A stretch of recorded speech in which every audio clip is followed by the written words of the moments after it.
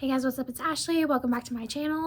I am here with my favorite books of 2022. These are going to be my favorite standalones. I'm doing a separate video where I talk about my favorite series because I really had a lot of favorite reads this year, but they came from series, and then I had a lot of favorite standalones, so I just thought it would be better if I did two separate ones. So like I said, these are going to be my favorite standalones that I love this year. Not necessarily did I rate them all 5. They were all like 4.5 to 5. I'm picky with my 5-star ratings, but anyway, here are my favorite books. So first up is Magnolia Parks. I'm not including this in my favorite series because I've only read the first one. But yeah, I loved this book. If you want to hear me ramble on about it, you can go check out my review. But basically, it is Gossip Girl London. It's a very Chuck and Blair-esque toxic relationship. Very good. Not going to be everybody's cup of tea, though. And then we have Part of Your World. I absolutely loved this. I also read this one recently. This is an age gap, but it's reversed. Normally, I don't like that, but with this one, I was all for it. So you have Alexis and you have Daniel, and Alexis is a big city surgeon. Daniel is a small town guy who's kind of like a mayor, does everything for his town. They meet one night when her car ends up in a ditch. He gets her out. They have a one-night stand, and they just kind of fall for each other from there. And there is big conflicts in this book because she can't leave her city because she has a family legacy of surgeons that she can't leave behind.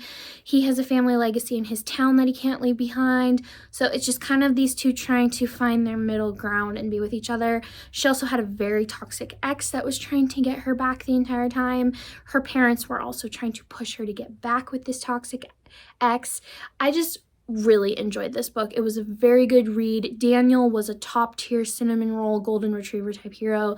I just loved it. We have Brutal Obsession by S. Massery. This is a very new release from early this month, and I am so glad I found this. So this is a bully romance, which if you guys follow my channel, you know that is one of my favorite tropes ever, but it is also a college hockey romance, and I have never read a hockey bully romance, so it was already different in that aspect. I will say that the guy in here, Grayson, is very unhinged, very toxic, and I think that's why I enjoyed it so much. It was like nothing I ever read. If you watch Euphoria, his actions and choices and thought process, it kind of reminded me of Nate. So, yeah. But anyway, I love this story. So he is a hockey player. She is a dancer. And what makes this story interesting is that in the prologue, they have a car collision with each other one night. It is totally his fault. But what ends up happening is because he's set to be a hockey star, he doesn't want to get in trouble. So the girl that he's currently with in the car, he swaps spots with her to make it her fault. Well, she ends up ratting him out. He spends a night in jail. Well, what ends up happening is our heroine, she ends up dropping the charges somehow, and obviously you find out later she was threatened. Well, they meet up later, 6 months, and they end up at the same college. And he's afraid that she is going to crush his career with this information. Her dance career is destroyed from this accident. Her leg was really shattered in the process, and so she's trying to rebuild herself, and he is trying to tear her down. And like I said, the lines that he crosses, it was kind of scary, but I ate this shit up. Then we have Phantom by Greer Rivers. I have talked about this in several of my videos, but this is a Phantom of the Opera retelling. It takes place in modern day. It is a mafia dark romance book. It has bipolar representation, as our heroine has bipolar disorder. The author herself has bipolar disorder, and so the insights to this with that were just incredible. I loved it. So you have Scarlett. She is a singer at a liberal arts type college. And then you have Soul, and he is the Phantom of the French Quarter because this takes place in New Orleans. And he heard her singing one day, and he is just totally mesmerized by her, watches her and all of that. I will say that this does follow the story of Phantom of the Opera really well. However, in this one, our Phantom is the one that gets the happy ending and not the horrible, boring other guy. Okay, then we have Wait For It by Mariana Zapata. I actually have 2 Mariana Zapata books on here. No surprise there. This one follows Diana, and she is raising her 2 nephews after her brother and her sister-in-law died in a tragic way.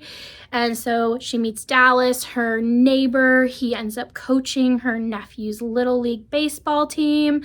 So I absolutely loved it. Just, you know, your typical Mariana Zapata slow burn, and then of course you get the single parent trope. Just chef's kiss, all of it. My other Mariana Zapata is All Roads Lead Here. I feel like I recommend this in every single rec video I have, so obviously it was going to be on this list. It's probably my number 1 or 2 book. And anyway, it is another typical slow burn. It is another single parent trope, which top tier once again. You have Aurora. She is in her early 30s. She is new to town in a small Colorado town.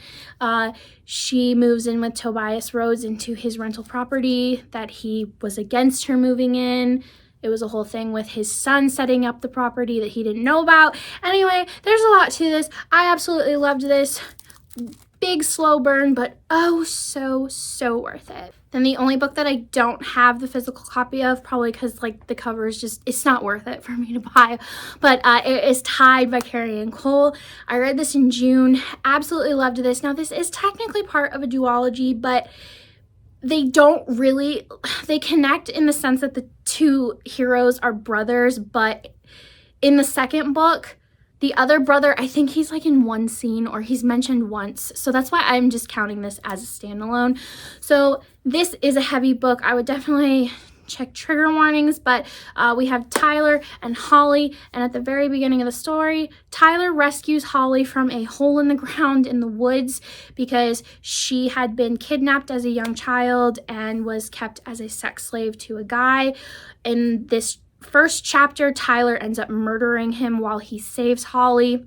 2 years pass after this, and these 2 have never connected or communicated with each other since then because Holly's parents want to keep her away from him. Tyler is kind of the town outcast. He's been scarred and burned in a tragic accident when he was a teenager. This is age gap by I think like 10 years. She's 18 when the story picks up, and he's like in his late 20s. And so her parents are just worried about her, you know, getting back into the real world. They treat her like glass, and they think that Tyler is not the type of person that she needs to be around. Well, because Tyler is the one that saved her, she refers to him as her Prince Charming, her knight in shining armor, and so she obviously goes and looks for him.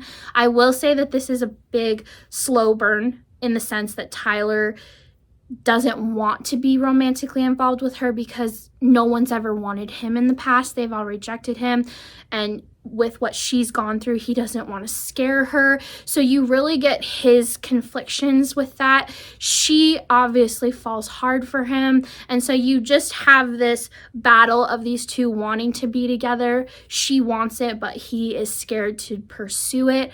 And so when you get to them finally being romantic with each other, it's just such an amazing payoff. But I absolutely loved this story. I will say it does fit that like isolated mountain man kind of trope if you like those kinds of books, which I love. But yeah, definitely, like I said, look up trigger warnings. There is a lot to this as these 2 have been really broken in their previous lives, and they're just trying to build each other back up. Okay, I know at the beginning of the video I said like these were in no particular order, but the last book I do have is my number 1 book. And honestly, before this, I didn't know if this or All Roads Lead Here was gonna take the top, but I did recently reread this one, and it just solidified it being my number 1 book. And that is Credence by Penelope Douglas. I read this one back in January. This was like the 5th book that I read of the year, so it was one of my first reads this year, and it just stuck with me. And I knew halfway through this was going to be a 5-star. This book is totally controversial. You go on Goodreads and yeah, people just drag it. And yeah, it's obviously not everyone's cup of tea. This is very taboo in the sense that our leading character is 18 and she does move in with her step uncle and 2 step cousins, but I do want to emphasize on the fact that prior to this book, she had never met any of them. Her father had a very estranged relationship with his stepbrother. They hated each other and they did not raise their kids together. They just had no communication whatsoever. So she gets romantically involved with all three, and she does pick one at the end. And I know a lot of people's gripes is who she ends up picking, but after rereading this, I stand by Penelope and I stand by my 5-star rating because the seeds were planted from the very beginning of who she was going to pick. And the guy that she ends up picking is one of my favorite book boyfriends of all time, and that probably makes me totally unhinged, and I probably need to be booked into some therapy, but you know what? That's what reading does to us. So this is my #1 book. I absolutely love this. I reread it on Christmas Eve, and I have to say, I think this is going to be a yearly wintertime read. It's just so cozy to read when it's snowing outside and you're stuck inside, and it's #1. I love it. I'll stop now. All right, so those are gonna do it for my top standalones of 2022. My next video will probably either be my top romance series, because I'm gonna do a separate one for my favorite fantasy series because I read a lot this year, or I might do my least favorite books because some of those are gonna be like, whoa, you didn't like that? What? Because I was shocked myself. But anyway, we will talk about that in another video. So I will see you guys next time. Bye.